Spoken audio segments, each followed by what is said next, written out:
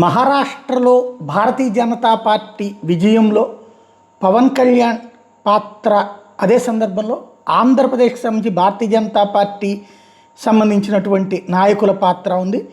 అది మన విష్ణువర్ధన్ రెడ్డి, ఎవరైతే భారతీయ జనతా పార్టీకి సంబంధించిన ఆంధ్రప్రదేశ్ ఉపాధ్యక్షుడైనటువంటి విష్ణువర్ధన్ రెడ్డిని నాందేడ్ ఎన్నికల ఇన్ఛార్జిగా వేశారు.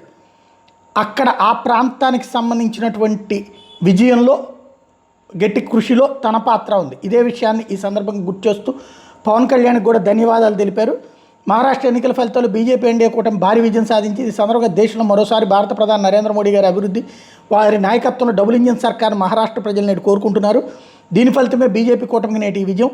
మహారాష్ట్ర ముఖ్యమంత్రి షిండే గారు, ముఖ్యమంత్రి ఫడ్నవీస్ గారికి, జాతీయ ఇన్ఛార్జి కేంద్ర మంత్రి ఉపేంద్ర యాదవ్ గారికి అభినందనలు. తెలుగు రాష్ట్రాల నుంచి మహారాష్ట్ర విజయం కోసం మహారాష్ట్ర ఎన్నికల ప్రచారంలో పాల్గొని ఎన్డీఏ అభ్యర్థులు విజయానికి కృషి చేసిన జనసేన అధినేత పవన్ కళ్యాణ్ గారికి, బీజేపీ జాతీయ కార్యదర్శి సత్యకుమార్ గారికి ప్రత్యేక అభినందనలు. మహారాష్ట్రలో నేను ఇన్ఛార్జిగా పనిచేసిన నాందేడ్ జిల్లాలో ఉన్న 9 అసెంబ్లీలు, ఉప ఎన్నిక జరిగిన పార్లమెంటు 100 అన్ని స్థానాల్లో, ఇదే ఉప ఎన్నిక జరిగింది ఒక పార్లమెంట్ స్థానం, అక్కడ కూడా అన్ని స్థానాల్లో విజయం సాధించడం సంతోషంగా ఉంది.